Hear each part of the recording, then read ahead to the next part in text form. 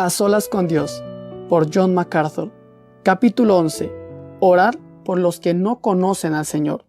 Charles Haddon Spurgeon relató bien la prioridad que todos los cristianos deben dar a la oración por los que no conocen al Señor. Él dijo: el ganador de almas debe ser un maestro del arte de la oración. Usted no puede traer almas a Dios si usted mismo no va a Dios. Usted debe tomar su hacha guerrera y sus armas para la batalla de la armadura de la Sagrada Comunión con Cristo. Si está a solas con Jesús, se le pegará su espíritu, se encenderá con la llama que ardía en su pecho y consumía su vida. Llorará con las lágrimas que cayeron sobre Jerusalén cuando la vio perecer. Y si no puede hablar tan elocuentemente como él, aún así habrá en su hablar algo del mismo poder que en él emocionaba los corazones y despertaba las conciencias de los hombres. Mis queridos oyentes, especialmente ustedes, miembros de la iglesia, estoy siempre ansioso de que ninguno de ustedes comience a dormirse sobre sus laureles y tome a la ligera los asuntos del reino de Dios. Hay algunos de ustedes, benditos sean y bendito sea Dios cuando los recuerdo, que a tiempo y fuera de tiempo están ansiosos por ganar almas. Y ustedes son verdaderamente sabios, pero temo que hay otros cuyas manos son flojas, que aún están satisfechos dejándome predicar, pero que no predican, que toman estos asientos y ocupan estas bancas y esperan que le vaya bien a la causa, pero eso es todo lo que hacen. ¿Qué cristiano no ora por la salvación de amigos y seres queridos que no conocen al Señor? Sin embargo, debemos tener una perspectiva más amplia que esa. Las Escrituras respaldan la perspectiva de que todos debemos orar por los que no conocen al Señor en general. La Biblia ofrece varios ejemplos de oración por aquellos que no son salvos. En Números 14:19, Moisés oró de esta manera: perdona pues la iniquidad de este pueblo según la grandeza de tu misericordia, como lo has perdonado desde Egipto hasta aquí. Él clamó a Dios por el perdón de los israelitas pecadores. Samuel, el profeta, también oró por la salvación de Israel. En 1 Samuel 7:3 leemos de esta manera: entonces Samuel habló a toda la casa de Israel, diciendo: si de todo vuestro corazón os volvéis al Señor, quitad de en medio de vosotros los dioses extraños y los astartes, y preparad vuestro corazón para el Señor. Servidle solo a Él, y Él os librará de las manos de los filisteos. Entonces los hijos de Israel quitaron los Baales y los astartes y sirvieron solo al Señor. Y Samuel dijo: reunid a todo Israel en Mizpa, y yo oraré por vosotros al Señor. Posteriormente, en 1 Samuel, después de reprenderlos por su pecado en demandar un rey, Samuel dijo: en cuanto a mí, lejos esté de mí pecar contra el Señor, dejando de rogar por nosotros. Al contrario, os instruiré en el camino bueno y recto. 1 Samuel 12:23. El Nuevo Testamento relata el testimonio de Esteban. Aunque lo estaban matando a pedradas, oró, lo que llegó a ser una oración por la salvación de sus verdugos. El texto dice: y apedreaban a Esteban mientras él invocaba diciendo: Señor Jesús, recibe mi espíritu. Y puesto de rodillas, clamó a gran voz: Señor, no les tomes en cuenta este pecado. Y habiendo dicho esto, durmió. Hechos 7:59. Pablo tuvo un profundo deseo por la salvación de sus compañeros israelitas. Él expresó este deseo en Romanos 9:1. Él dijo: digo la verdad en Cristo, no miento. Mi conciencia da testimonio conmigo en el Espíritu Santo de que tengo una gran tristeza y continuo dolor en el corazón, porque desearía yo mismo ser separado de Cristo por el bien de mis hermanos, los que son familiares según la carne. Ellos son israelitas. Esa profunda preocupación se expresó inevitablemente en su costumbre de orar. Él dijo: hermanos, el deseo de mi corazón y mi oración a Dios por Israel es para salvación. Romanos 10:1. La Biblia entonces expresa claramente lo apropiado y adecuado que es orar por los que no conocen al Señor. Además de los ejemplos mencionados anteriormente, la oración evangelística es la enseñanza expresa de 1 de Timoteo 2:1. Estos versículos son polémicos por naturaleza, confrontan un problema en la iglesia efesia, puesto que Pablo aquí manda a orar por los que no conocen al Señor. Podemos concluir que esa oración había bajado de la prioridad que debió haber tenido en Éfeso. Ya que el alcance del llamado del Evangelio es universal, Pablo muestra la necesidad de orar por todos los hombres. La meta de la iglesia, como Israel antes de ella, es alcanzar al mundo con la verdad salvadora de Dios. Israel falló en ser la nación fiel por la cual Dios podría alcanzar al mundo, y la responsabilidad pasó a la iglesia. Pablo escribe por su preocupación de que la exclusividad que causó que Israel fracasara en su misión no afecte negativamente a la iglesia. La historia muestra que la iglesia, de hecho, se ha contentado consigo misma y a menudo es negligente en relación a los que no conocen al Señor. La función central de la iglesia en la tierra es alcanzar a los que no conocen al Señor. Pablo sabía que los efesios nunca harían eso, mientras se mantuviesen en un exclusivismo egoísta. Para llevar a cabo su misión en el mundo, deben comprometer la magnitud del llamado del Evangelio. Y la primera característica de haber entendido eso es aceptar el llamado evangelístico. La naturaleza de la oración evangelística. Pablo escribe: por esto exhorto ante todo que se hagan súplicas, oraciones, intercesiones y acciones de gracias por todos los hombres. 1 Timoteo 2:1. Aunque los primeros 3 términos que usa Pablo son prácticamente sinónimos, existe entre ellos algunos matices sutiles en el significado que enriquecen nuestro concepto de la oración. Súplicas se refiere a la oración que surge de un sentido de necesidad. Al saber lo que hace falta, imploramos a Dios para que nos lo provea. Al ver la inmensa cantidad de gente que no conoce al Señor, lo enorme de la necesidad nos debería impulsar a ponernos de rodillas y orar evangelísticamente. El puritano inglés Richard Baxter escribió de esta manera: oh, si ustedes tienen por dentro el corazón de los cristianos o de los hombres, dejen que se incline ansiosamente hacia sus pobres, ignorantes e impíos vecinos. Hay apenas un paso entre ellos y la muerte y el infierno. Muchos cientos de enfermedades están esperando para atacarlos, y si mueren sin regenerarse, estarán perdidos para siempre. ¿Tienen corazón de piedra que no pueden compadecerse de hombres en un estado como este?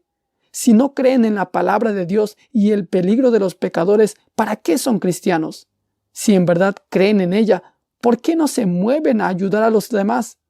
¿No les interesa quién está condenado para que sean salvos? Si es así, tienen causa suficiente para compadecerse a sí mismos, ya que es un estado de ánimo que no concuerda absolutamente con la gracia. ¿Viven ustedes cerca a ellos? ¿Se reúnen con ellos en las calles? ¿Trabajan con ellos? ¿Viajan con ellos? ¿Se sientan y hablan con ellos? ¿O no les dicen nada acerca de sus almas o la vida por venir? Si sus casas se estuvieran quemando, ustedes irían corriendo a ayudarlos. Entonces, ¿no los ayudarían cuando sus almas están casi quemándose por el fuego del infierno? Oraciones se refiere simplemente a la oración en general. A diferencia de súplicas, en las Escrituras solo se usa para referirse a Dios, por lo tanto, conlleva un elemento único de adoración y reverencia, porque la salvación de los pecadores hace que le den la gloria a Él. La palabra griega que se traduce intercesiones viene de una raíz que significa juntarse con alguien. La forma verbal se usa para referirnos tanto a la intercesión de Cristo por nosotros como a la del Espíritu. Ellos se identifican con nuestras necesidades y se involucran en nuestras luchas, revelando empatía, conmiseración y compasión. Orar por los que no conocen al Señor nunca debería ser frío, alejado o impersonal, como un defensor público asignado para representar a un acusado. Al comprender las prioridades de su miseria y dolor y su pronta destrucción, debemos clamar a Dios por la salvación de los pecadores. Acción de gracias es el cuarto elemento de las oraciones evangelísticas. Oramos con un espíritu de gratitud hacia Dios, de que se entendió el ofrecimiento del Evangelio, de que tenemos el privilegio de alcanzar con el Evangelio a los que no conocen al Señor y de que algunos responden con fe y arrepentimiento. Estos 4 matices enriquecen nuestras oraciones al orar eficazmente por los que no conocen al Señor. Si no están presentes, necesitamos examinar nuestros corazones.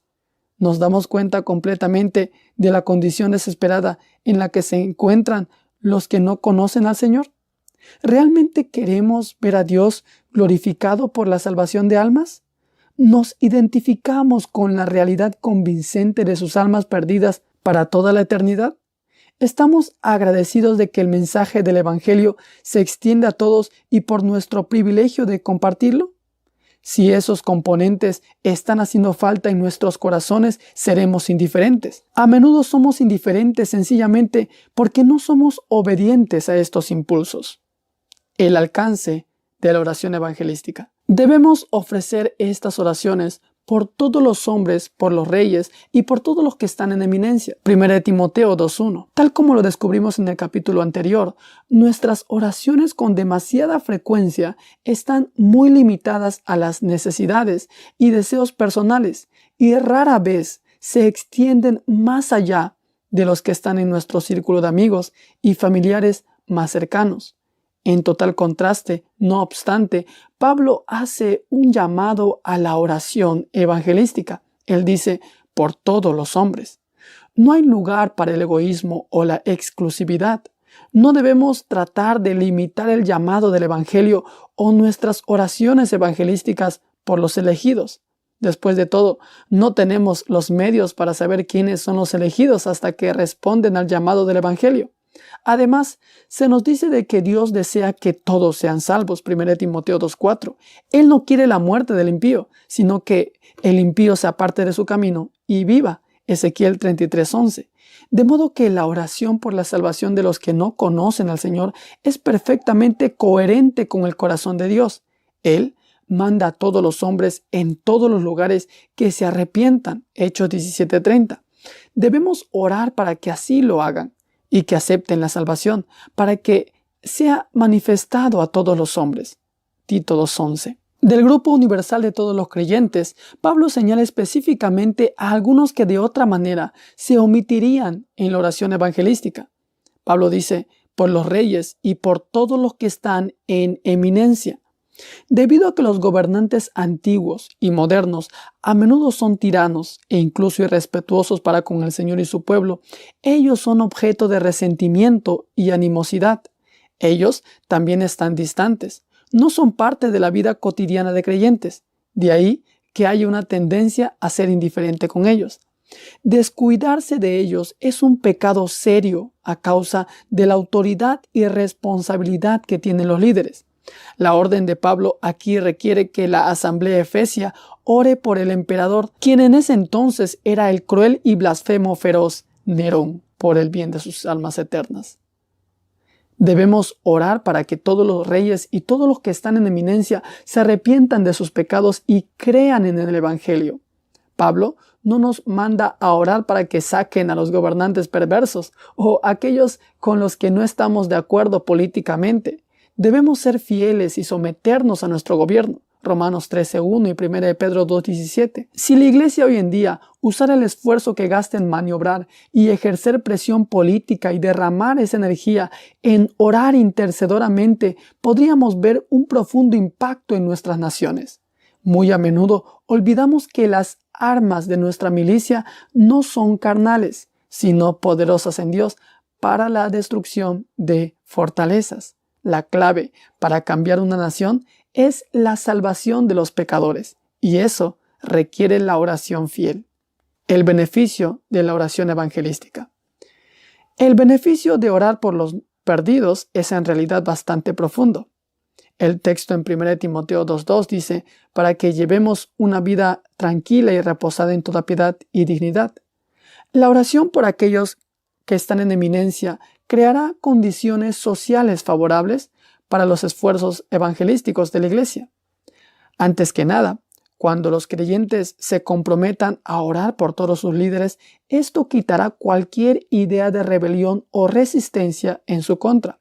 En cambio, el pueblo de Cristo se convertirá en hacedores de paz, no en reaccionarios. Como Pablo le escribió a Tito de esta manera: recuérdales que se sujeten a los gobernantes y a las autoridades, que obedezcan, que estén dispuestos para toda buena obra, que no hablen mal de nadie, que no sean contenciosos sino amables, demostrando toda consideración por todos los hombres. Porque en otro tiempo nosotros también éramos insensatos, desobedientes, extraviados. Estábamos esclavizados por diversas pasiones y placeres, viviendo en malicia y en envidia. Éramos aborrecibles, odiándonos unos a otros. Tito 3:1. Aquí Pablo nuevamente llama a los creyentes a la tranquilidad y sometimiento a los gobernantes paganos o apóstatas que estaban sobre ellos.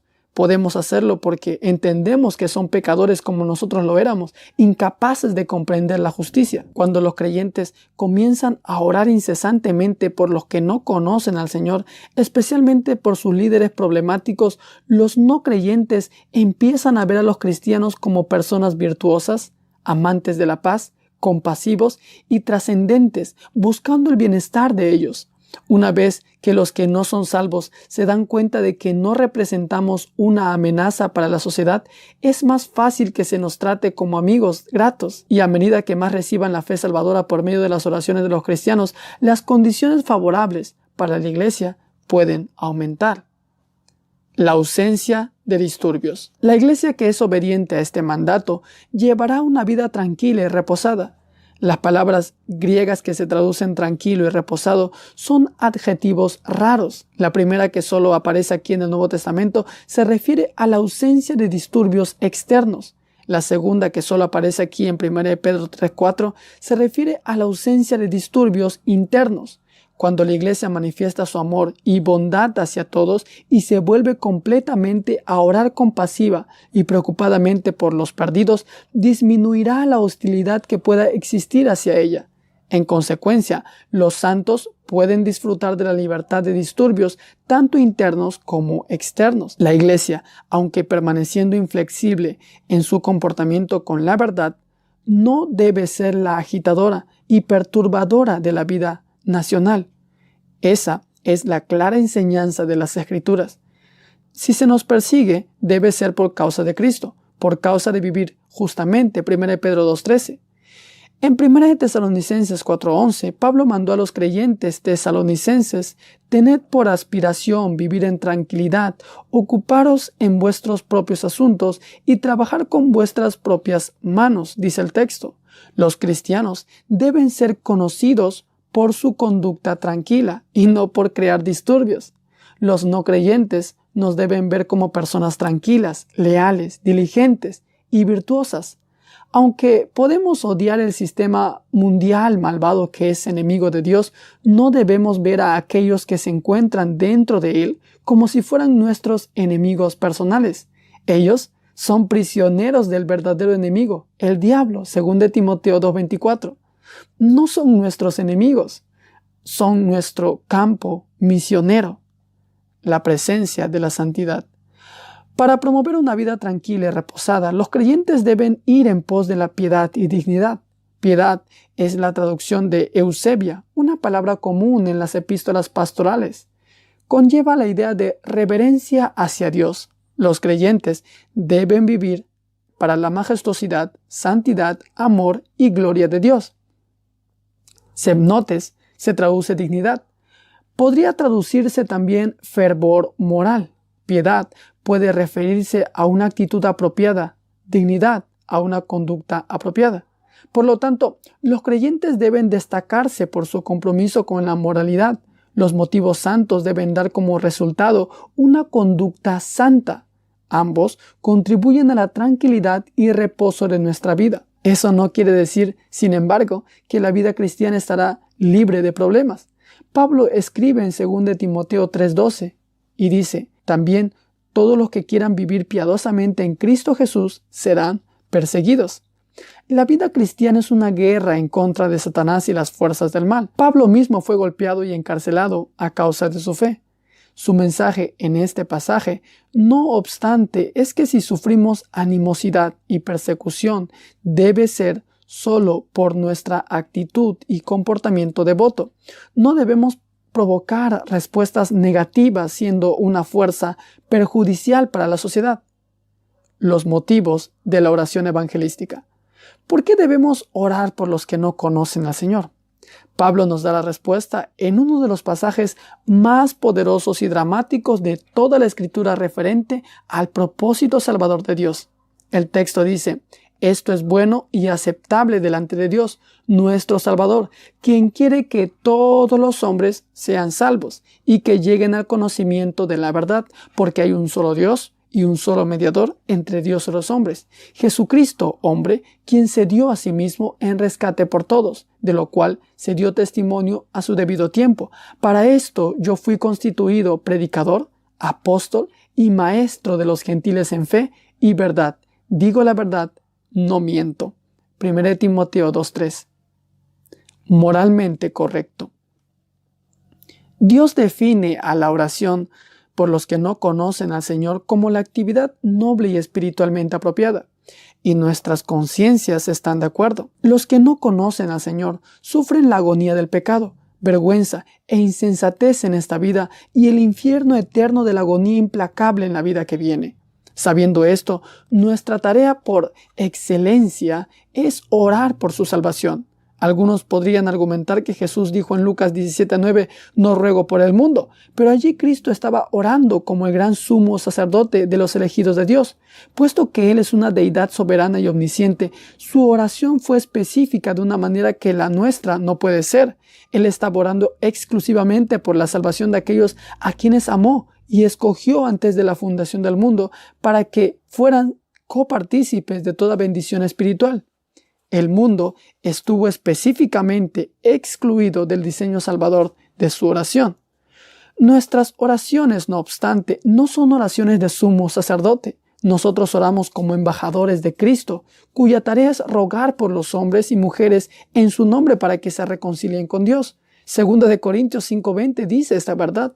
Por lo tanto, se nos manda a hacer súplicas, oraciones, intercesiones y acciones de gracias por todos los hombres. 1 Timoteo 2:1. Nuestro ferviente deseo debería ser la salvación de todos los pecadores. No debemos intentar limitar el Evangelio solo para los elegidos. Hay 3 razones por las cuales no debemos limitar nuestro evangelismo. Primero, se nos manda a predicar a todo el mundo. Mateo 28:19, Marcos 16:15, Lucas 24:46. Segundo, el decreto de Dios en cuanto a la elección es secreto. No sabemos quiénes son los elegidos y no tenemos forma de saberlo hasta que respondan al Evangelio. Tercero, el alcance de los propósitos evangelísticos de Dios va más allá de la elección. El texto dice en Mateo 22:14, muchos son los llamados, pero pocos los elegidos. Incluso la oración de sumo sacerdote de Jesús incluye al mundo en este importante sentido.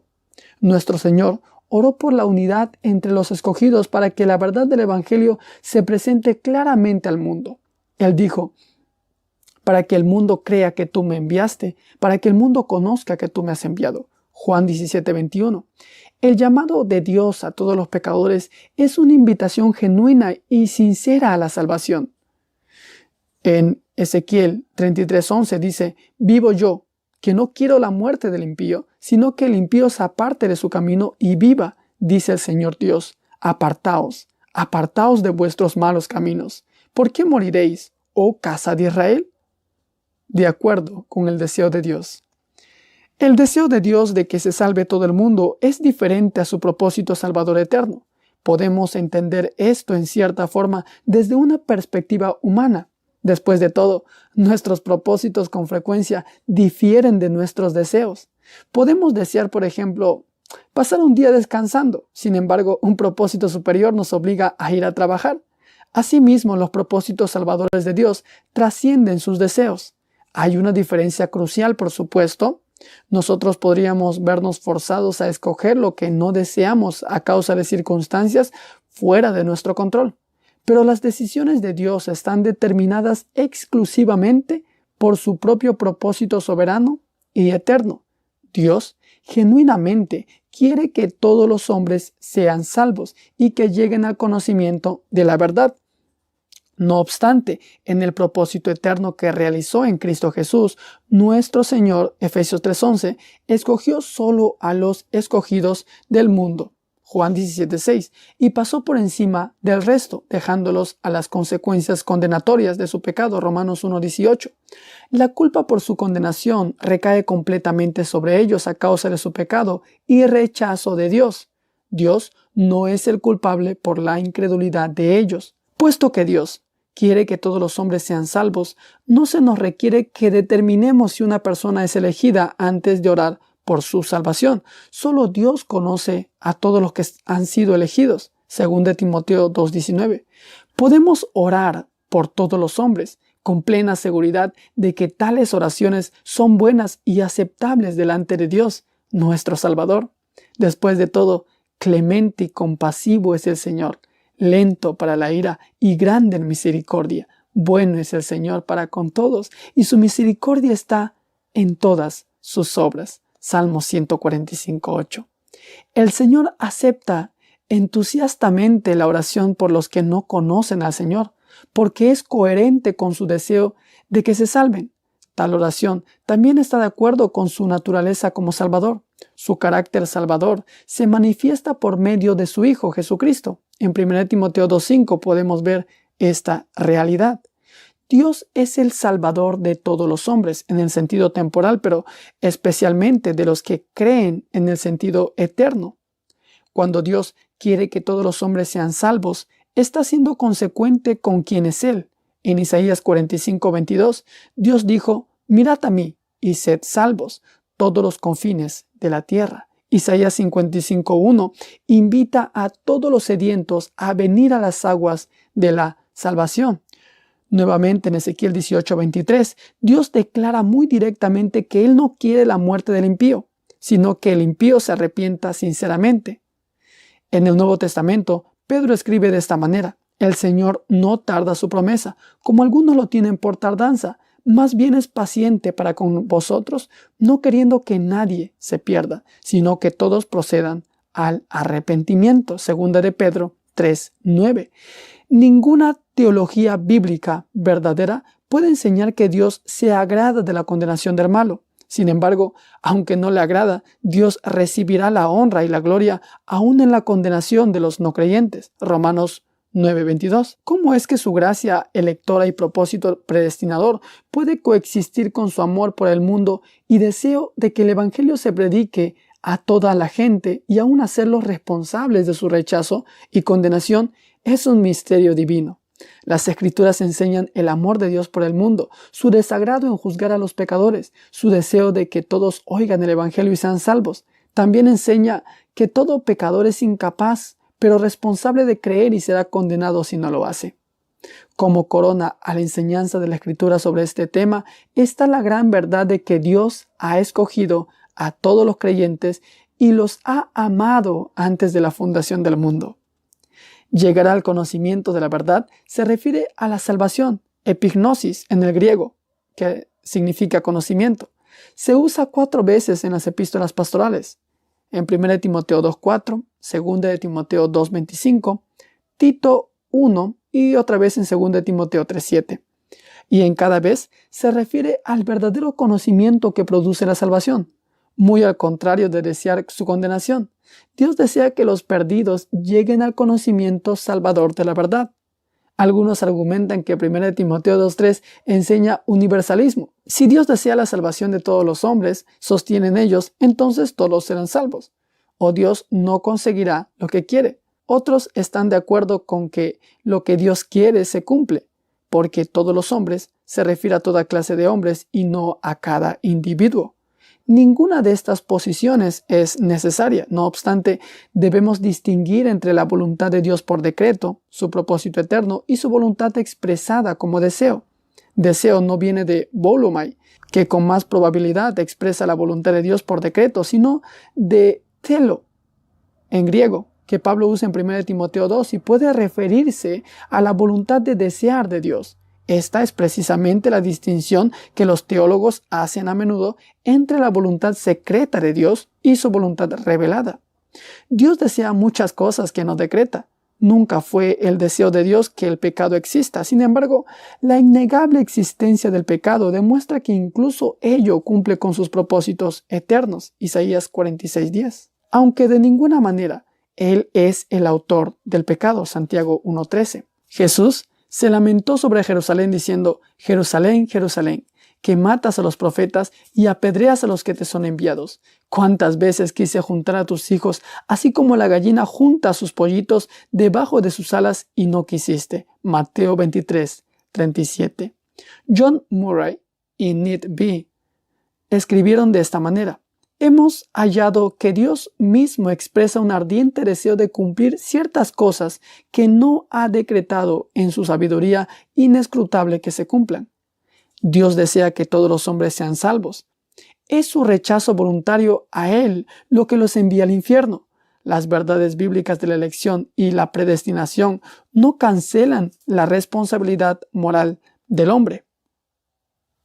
Refleja la singularidad de Dios. Una de las enseñanzas fundamentales de las Sagradas Escrituras es que hay un solo Dios. Esto va en contra de la religiosidad pluralista de nuestro mundo, la cual rechaza el concepto de cualquier verdad religiosa que sea exclusivista. Se nos enseña por medio del espíritu exageradamente tolerante de nuestra época que los dioses de los cristianos, judíos, musulmanes, budistas e hindús deben considerarse igualmente legítimos. Si esto fuera cierto, habría muchos caminos a la salvación y por consiguiente no existiría la necesidad de evangelismo. Pero ya que hay un solo Dios verdadero, entonces Él es aquel en quien todos debemos creer para ser salvos. 1 Timoteo 2:5. No hay otro nombre debajo del cielo en que los pecadores puedan ser salvos. Hechos 4:12. La oración evangelística reconoce que todos deben llegar al único Dios verdadero. Concuerda con la persona de Cristo. No solo hay un solo Dios, sino un solo mediador entre Dios y los hombres, Jesucristo hombre.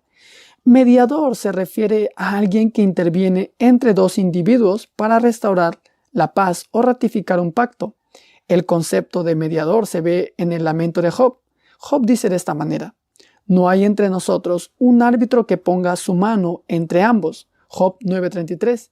Debido a que Cristo es el único mediador, todos deben venir a Dios a través de Él. No hay una serie infinita de eones o subdioses como enseñaban los agnósticos. No nos acercamos a Dios por medio de la intercesión de ángeles, santos o María. Solo por medio de Jesucristo hombre se pueden acercar los hombres a Dios. Hebreos 8:6 lo llama mediador de un pacto superior, mientras que Hebreos 9:15 y 12:24 lo describen como mediador del nuevo pacto. Todos los hombres que vienen a Dios deben hacerlo a través de Él. Refleja la plenitud de la expiación de Cristo. Nuestro Señor dio libremente su vida cuando murió por nuestros pecados. En Juan 10:17 dijo de esta manera: por esto me ama el Padre, porque yo pongo mi vida para volverla a tomar. Nadie me la quita, sino que yo lo pongo de mí mismo. Tengo poder para ponerla y tengo poder para volverla a tomar. Este mandamiento recibí de mi Padre. Él fue voluntariamente a la cruz y dio todo de sí, no simplemente algo que poseía. Rescate es un término teológico muy amplio. Describe a la muerte sustitutiva de Cristo por nosotros. No es la palabra simple que se usa en rescate lutrón, sino antilotrum en griego, con la presuposición anti, añadida para intensificar su significado. Cristo no pagó simplemente un rescate para librarnos.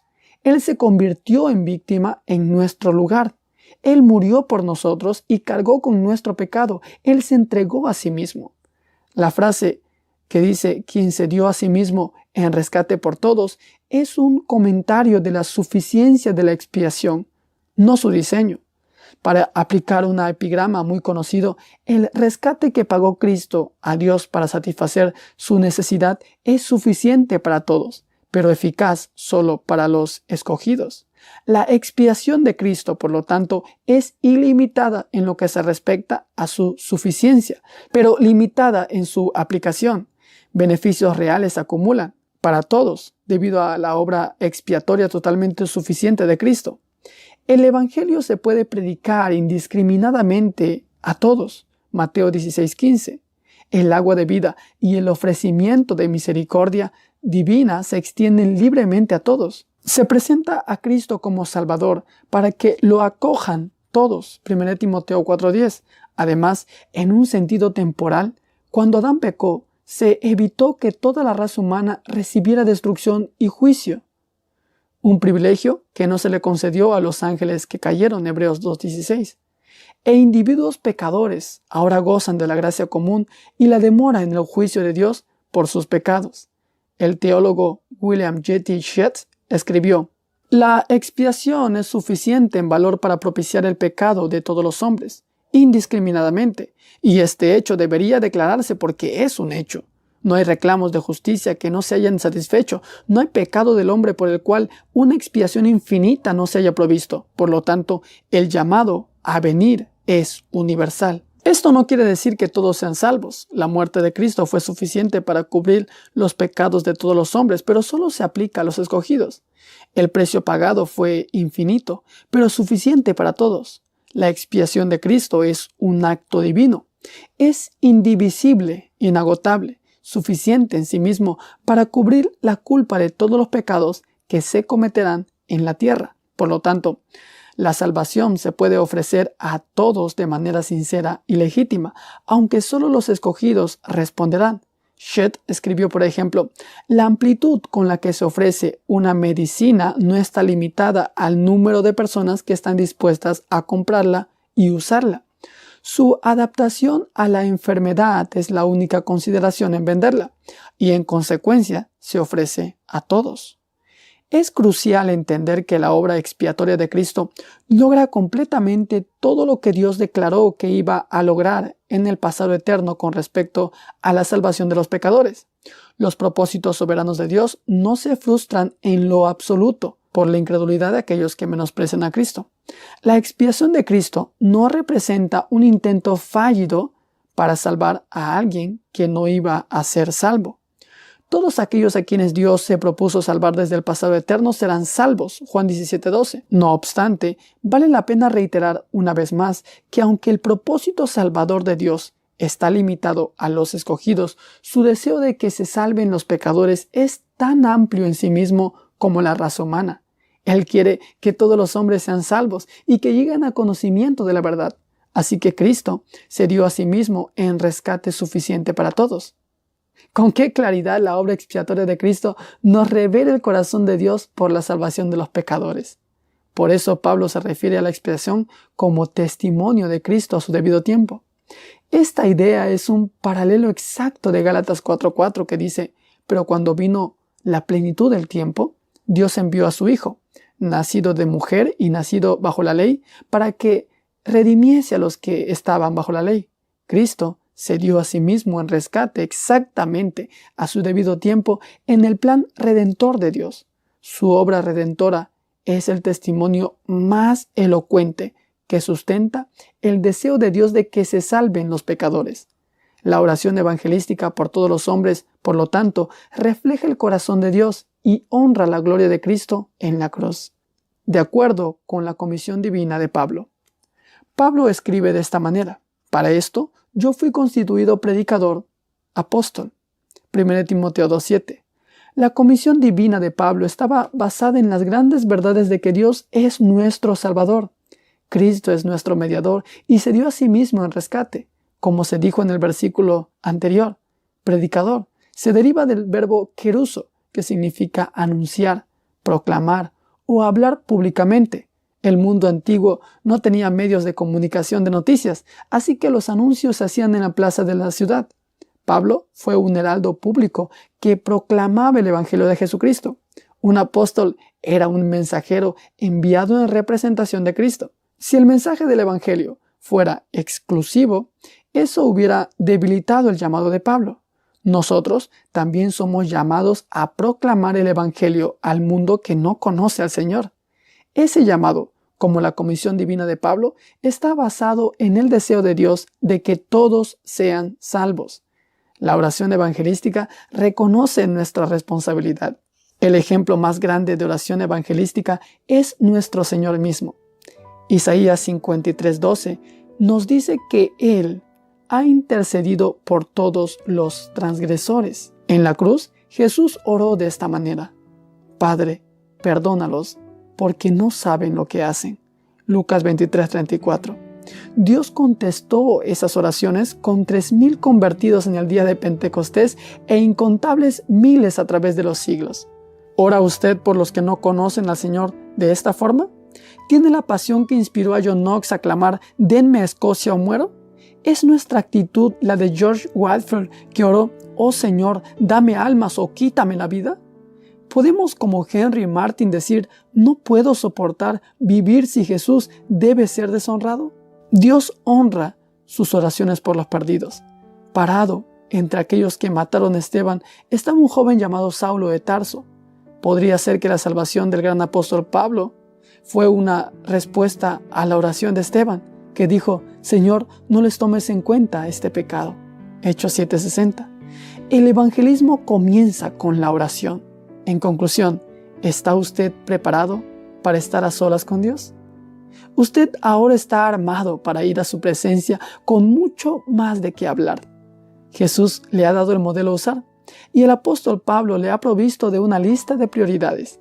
Espero que descubra el verdadero poder y pasión a medida que ore según estas realidades. Por ende, deseo que crezca hasta llegar a ser más como Cristo y ver que muchos de los escogidos entran al reino.